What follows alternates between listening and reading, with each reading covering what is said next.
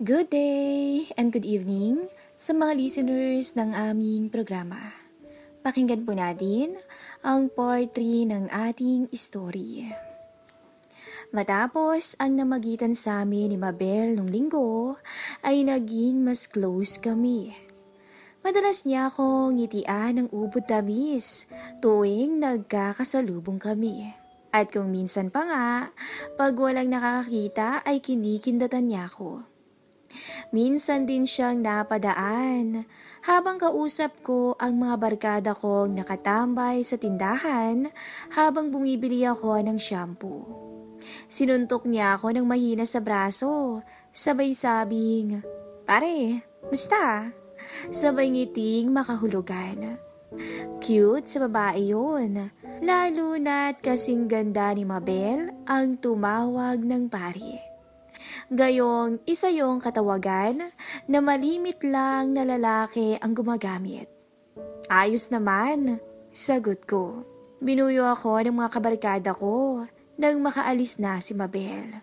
Uy, swerte mo naman pre, kinukumusta ka ni Mabel? Oo nga pare, dinidiskartehan mo ba yun? Usisa ng mga tropa ko. Gago, kayo talagang dudumi ng utak nyo? Sagot ko naman. Asus, ikaw pa pare, kilala kita eh. Tatay-tahimik ka lang pero taas sa loob ang kulo mo, no? Dagdag pa ng isa kong tropa. Nasinundan naman ng malakas na tawanan nilang lahat. Ang sabihin nyo, marurumi lang kayong mag-isip. Ganting asar ko sabay tawa. Para binati lang ako nilagyan nyo na agad ang ibig sabihin. Kaya lang naman ako nun kinakamusta dahil madalas naming makita yung isa't isa sa magkaharap na mga bintana namin. Paliwanag ko. So, ibig mong sabihin pare, napapanood mo rin si Mabel habang nagbibihis? Pangaasar na tanong ulit ng tropa ko. Sira ulo, diyan na nga kayo. Maliligo pa ako at may pasok ako eh. At iniiwan ko silang nagtatawanan pa rin. Kung alam nyo lang, sisip-isip ko at napangiti na lamang ako. Araw ng linggo. Saktong isang linggo, makalipas ang nangyari sa amin ni Mabel. Kanina habang papunta ko sa bahay nila, ay nakita akong kumakatok sa pinto nila si Jude. Pinagbuksan siya ni Mabel at nagdahilan nitong masama ang pakiramdam niya ngayong araw. Medyo nangulit pa si Jude bago tuluyang umalis din nang isara ni Mabel ang pinto ng bahay nila. Hinintay ko muna siyang makalayo bago ako kumatok. At ngayon nga ay heto kami ni Mabel sa kwarto niya. At tinutugunan namin ang pangangailangan ng isa't isa habang nakatayo. Nakasandal siya sa aparador niya habang nakapulupot ang dalawang hita niya sa bewang ko. Hindi maiwasan ni Mabel na tawagin ang pangalan ko sa tindi ng tinatamasa habang magkatapat ang mga mukha namin. Napakaganda mo Mabel, hindi ako magsasawa sa'yo. Ang wika ko habang nakatingin ako sa mga mata niya. Napatingala na lang si Mabel sa kisame sa sobrang gigil ko sa kanya. Napalinga ako sa bandang kaliwa ko sa may pintuan. At ngayon, siguradong sigurado na ako. May nanunood nga sa amin talaga. Bahagya akong natigilan at napansin yun ni Mabel. Bakit? May problema ba? Tanong niya. Wala naman. Sagot ko. Bakit ka natigilan? Napangiti siya. Hindi mo na kaya, no? Natawa naman ako. Ako? Hindi na kaya? Matibay yata to. Hindi to sumusuko sa laban. Sagot ko. At muli naming pinagsaluhan ang bawat sandali hanggang sa tuluyan na nga kaming mapadpad sa rurok. Naghinang pa ang mga labi namin. Pagkatapos ay isinubsob ni Mabel ang mukha niya sa kanang balikat ko. Kapwa kami pawisan ng mga sandaling yun at talaga namang hingal na hingal. Habang magkayakap kami, ay sinulyapan kong muli ang pintuan. Katulad nung isang linggo, sigurado akong inilapat ko ang pagkakasara nun. At katulad din nung isang linggo, ay bahagya na namang nakauwang yun ngayon. Kitang-kita ko rin ang mabilis na pagkaripas, paalis ng kung sino mang nanunood sa amin kanina. Malas nga eh, hindi ko na mukha ng gago.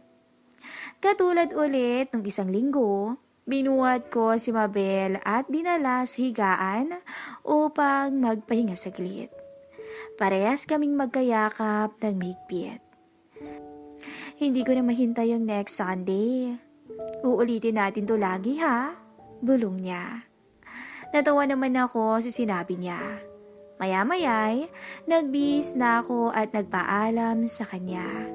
Gumagabi na rin kasi at baka abutan pa kami ng mami niya. Pagpasok ko ng bahay ay pumailan lang ang boses ng mama ko. Sa tonong yun, alam kong nagbubunganga na naman siya.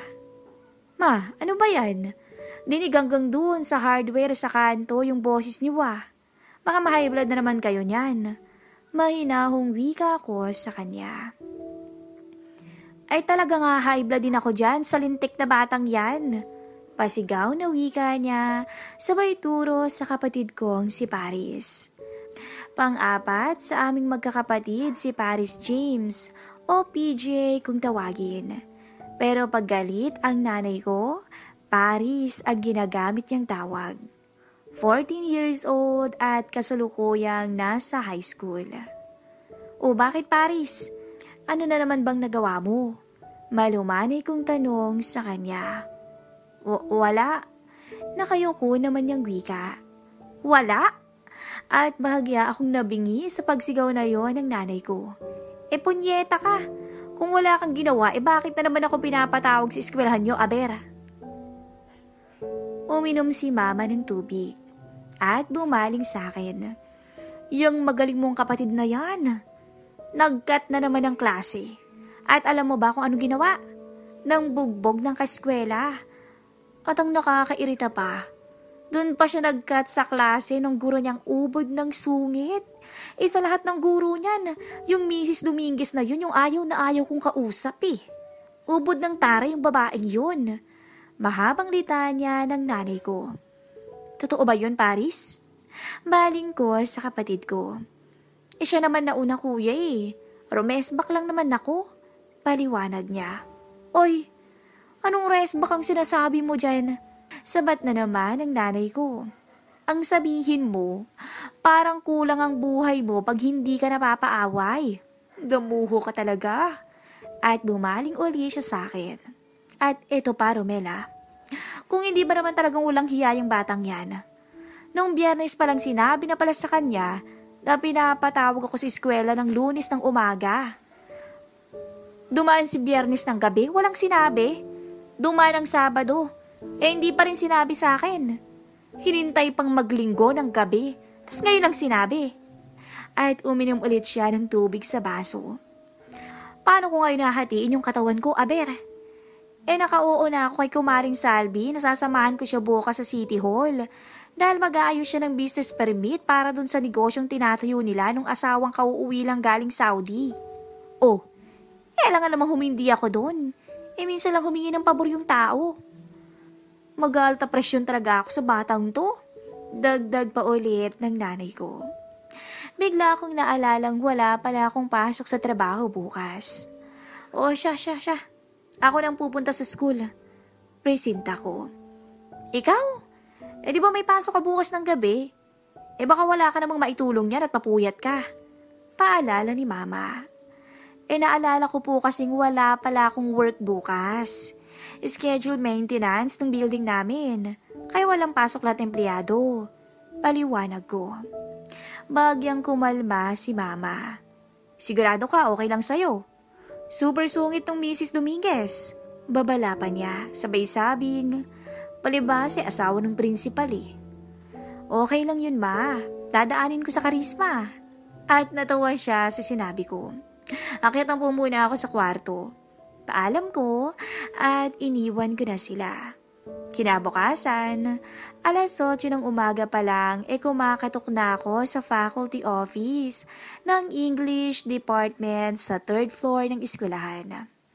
Nakasabit sa pinto ang karatulang "Speak English". Bumukas ang pinto at akmang palabas na ang isang may edad na teacher, bit-bit ang class record at ilang libro. Mukhang papunta na sa klase nito. "Good morning, ma'am." Ang bati ko. Andyan po ba si Mrs. Dominguez?" Magalang na tanong ko. Ibinaling ng teacher ang tingin nito sa karatulang nakasabit sa pinto at nagtaas ng kilay. Pagkatapos ay tiningnan ako mula ulo hanggang paa bago sinabing, "Third table on the left." At tumalikod na ito papunta sa corridor. "Thank you, ma'am." Nagtungo ako sa loob ng office at otomatikong tumigil ang pagchichismisan at kumustahan ng mga gurong andon. Tumahimik ang buong paligid at napako ang tingin nilang lahat sa akin.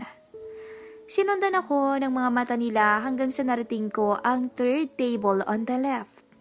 Abalang nagsusulat sa lesson plan niya ang teacher na nakaupo. At hindi yata alintana ang pagdating ko. Bago ako nagsalita, ay naalala ko ang karatula sa labas ng pintuan. "Speak English." "Good morning, Mrs. Dominguez." Ang bati ko. Nag-angat ng mukha ang babae at mataray na sinabing, "Yes? What can I do for you?" "I am Paris James' older brother, ma'am. I'm here in place of my mom because she can make it here today." Sinipad ako ng teacher mula ulo hanggang paa at mula paa pabalik sa ulo. Tapos ay nagtaas ito ng kilay at ibinalik ang tingin sa lesson plan niya. "Please sit down, Mr. De Torres." Malamig ang tono ng pananalita niya. "Thank you, ma'am. If it wasn't too much, I'd just like to put final touches on my lesson plan today before we start talking about your brother."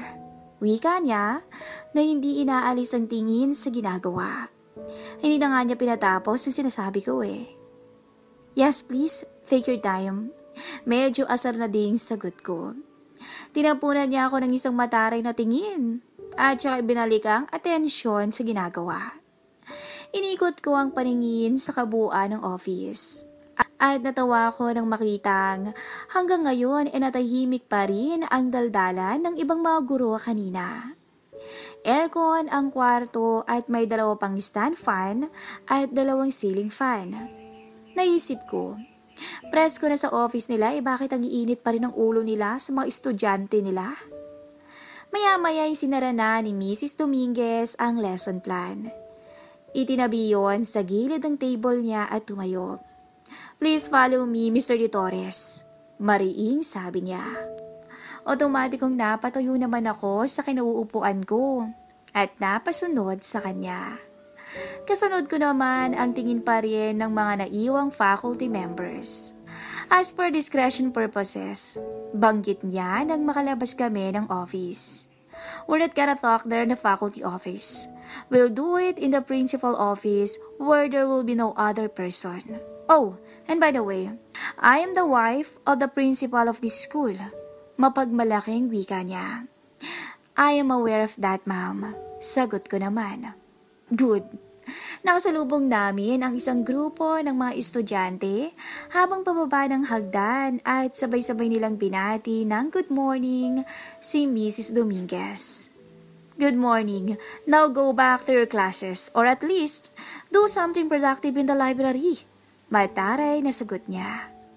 Talaga palang terror teacher tong si Mrs. Dominguez. Sa isip-isip ko. "Please sit down on the couch, Mr. De Torres." Wika na naman niya nang marating namin ang principal office. Hindi na ako nag-thank you. Naupo na lang ako at ibinaba ang magkabilang braso sa sofa. Malamig sa kwarto. Muli, tiningnan niya ako mula ulo hanggang paa, at mula paa hanggang ulo, at mula ulo ulit pababa sa tiyan ko. At nag-iwas siya ng tingin nang mapansing pinagmamasdan ko siya. Puting v-neck shirt na hapit sa katawan at skinny jeans ang suot ko, at litaw na litaw ang mga muscles ko. Naupo siya sa upuang kaharap ko at pinagdikit ang dalawang hita. Hindi agad siya nagsalita at tiningnan muli ako mula ulo hanggang paa. Naasar na ako at hindi ko na napigil magtanong. Is there something wrong with the way I look, Mrs. Dominguez? Matikas na tanong ko. Para naman siyang biglang natauhan. Ha? Nothing. Nothing, Mr. De Torres. Pinutol ko ang sasabihin pa niya.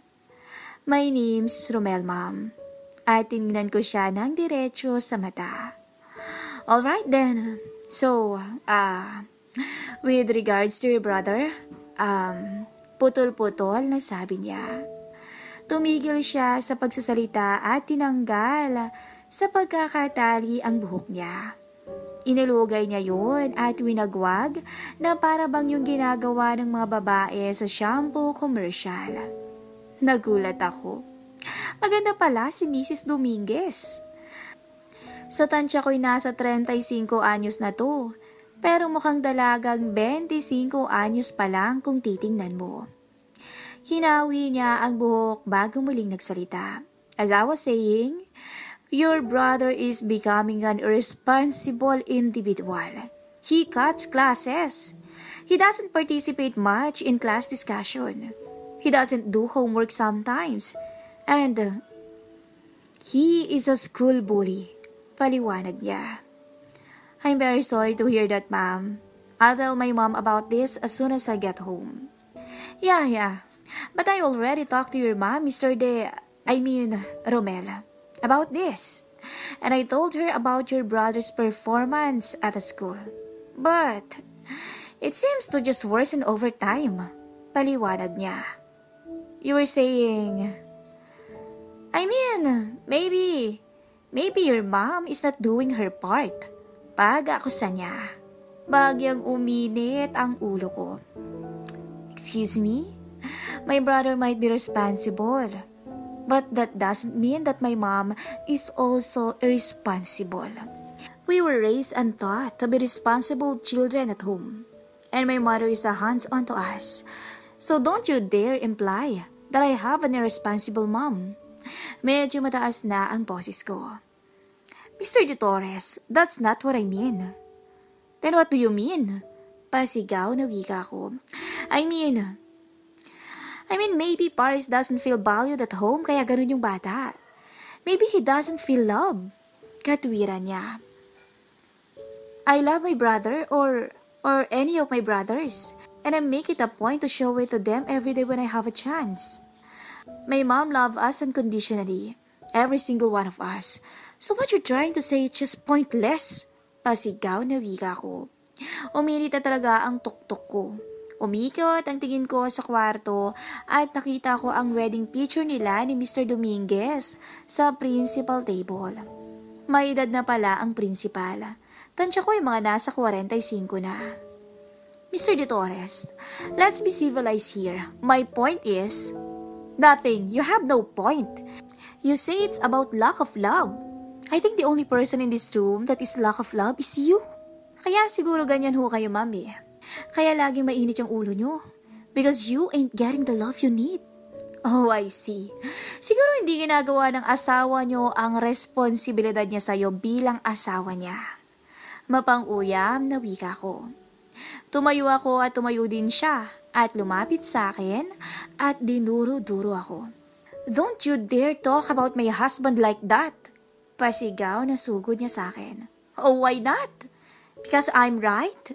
Because I hit you at your weakest, ha? Pangaasar ko pa. Tumama ang sampal niya sa kaliwang pisngi ko. I'm sorry, Mr. Torres. Nautal niyang paghingi ng paumanhin. Nagdilim ang paningin ko. Hinablot ko ang mukha niya at hinalikan ko siya sa labi. Nanlaban siya pero mas maigpit ang hawak ko sa kanya. Pilit kong sinusuyo ang bibig niya pero pinanatili niya yung nakatikom. Hinablot ko ng migpit ang buhok niya ngunit siniguro kong hindi siya nasasaktan. At nabigla ako sa ginawa niya. Ipinulupot niya sa leeg ko ang dalawang braso niya, kasabay ng pagtugon niya sa aking halik. Naging maalab ang palitan namin. Kumalas ako saglit at tinignan ko siya. Kumunot ang noo niya. "You like that?" Tanong ko. Tumango siya. Ginitaan ko siya at medyo nahiya siya. Inutusan ko siyang magtanggal ng suot at walang pagtutol naman niyang tinanggal sa pagkakabutones ang blouse niya. Walang sawa kung pinagmasdan ang lahat sa kanya. Napalunok ako dahil ang sexy pala niya at makinis ang balat. Sa pagkakataong to, siya ang naunang sumuyo sa aking labi. Maya-maya ay bigla siyang natigilan. Romel, I'm married. Pigil ang hiningang wika niya. "So gusto mo bang itigil na natin to?" Tanong ko. No, please." Mabilis na sagot niya. Sa puntong yun ay di na ako nakapagpigil pa. Tuluyan ko siyang binuhat at inilapag sa ibabaw ng table ng kanyang asawa. Kinalas ko ang sintron ko at ibinaba ang zipper ko. Hinawi ko ang buhok niya at tiningnan ko ang mukha niya. Maganda pala talaga si Mrs. Dominguez. At sa unang pagkakataon ay ngumiti siya sa akin. Ngumiti din ako. Hinila niya ako palapit sa kanya sabay iniyakap niya ang mga binti niya sa akin. Wala na akong kawala pa at sa puntong yun ay hinayaan na nga naming pakawalan ang nararamdaman namin para sa isa't isa. Itinaas ko ang isang hita ni Mrs. Dominguez at isinampa ko yun sa ibabaw ng mesa. Natabig niya ang lalagyan ng mga ballpen at ilang magkakapatong na folder. Nalaglag yon sa sahig, ngunit tila wala siyang pakialam. Nakita ko na lang na napakapit siya sa gilid ng mesa at napatingala na lang sa kisame sa tindi ng tinatamasa. Maya-maya pa ay ramdam ko na ang paghigpit ng pagkakayapos niya sa akin. At tuluyan nang humupa ang gigil namin sa isa't isa. Panandalian siyang nanlupaypay at hinabol ang hininga. Nang makarecover, ay pinunasan niya ang pawi sa noo ko. Ako naman ay para talagang tumakbo ng ilang milya ng mga oras na yun dahil sa pagod. Hinaplos-haplos naman niya ang mukha ko. Nginidaan ko siya at gumanti rin siya ng matamis ng ngiti. Niyaya niya akong maupo sa sofa upang makapagpahinga at makipagkwentuhan. Hindi muna kami nag-ayos ng sarili. Ikinuha niya rin ako ng maiinom mula sa ref ng asawa niya na nasa loob ng office. Masarap naman palang kakwentuhan si Mrs. Dominguez. Marami siyang naikwento tungkol sa sarili niya at sa buhay nilang mag-asawa. Hindi nga raw siya talaga nasasatisfy ng asawa niya pagdating sa kama. Bukod daw kasi sa maliit, ay hindi daw talaga to tumatagal. Nabanggit niya rin na ako lang daw ang unang lalaking umangkin sa kanya bukod sa asawa niya. Maya-maya ay nagpaalam na akong pupunta ng banyo upang makapaglinis ng sarili. Ngunit agad din siyang sumunod sa banyo at nang makapasok sa loob ay tinanong niya ako, "Pwede bang isa pa?" At sa puntong yun ulit, ay muli na naman naming tinugunan ang pangangailangan ng bawat isa. Sinigurado niya naman na safe siya. Nakahinga ako ng matiwasay. Malaki kasang gulo kung sakaling madisgrasya ko siya. Nag-shower kami at matapos yun ay nagsuot ng mga damit namin. Habang iniintay ko siyang matapos mag-ayos ng buhok, ay tinanong ko yung tungkol sa kapatid kong si Paris. Huwag mo nang isipin yun. Ako nang bahala doon. Nakangiting sagot niya. Thank you po, Mrs. Grace. Ang putol niya sa sinasabi ko. Huwag mo na akong tawaging ma'am or Mrs. Dominguez. Grace na lang, okay? Ang sabi niya. Okay. Thank you, Grace. Nakangiting wika ko. Wala yun. At bago kami lumabas sa opisina ng mister niya, ay may inabot siya sa aking kapirasong papel. Number ko at address. Sabi niya, I was hoping na hindi pa to yung huli, right? Tumango ako habang nakangiti. Ayos! Sa isip-isip ko habang pauwi. Jackpot talaga ako sa babaeng yun. Sabi ko na, nakakabaliw tumikim ng babae. Pero gaya nga ng sabi ng iba, nothing feels better than a married woman. Oh, ano sabi sa'yo ng matari na teacher mo, Paris? Usisa ni Mama habang naghahapunan kami ng gabing yon. Okay naman po, May. Ang bait nga po niya sa klase namin kanina. Hindi masyadong sumisigaw at hindi masyadong nagagalit pag may maling sagot. Kala ko nga po sa amin lang ganun eh. Sabi din po ng ibang section. Ang bait din daw sa kanila ni Ma'am. Niloloko nga nila baka may sakit lang o na maligno. Ang wika ni Paris. Makasumpisa lang yan. Sabi ni Mama. Tapos ay bumaling siya sa akin. Bakit, Romel? Ano bang karisma ang ginamit mo doon kay Mrs. Dominguez, ha? Natatawang dagdag pa niya. Kayo talaga, ma? Nakangiting sambit ko. At nagtawanan kaming lahat. Kung alam lang nila. Abangan po ang susunod na episode ng ating story.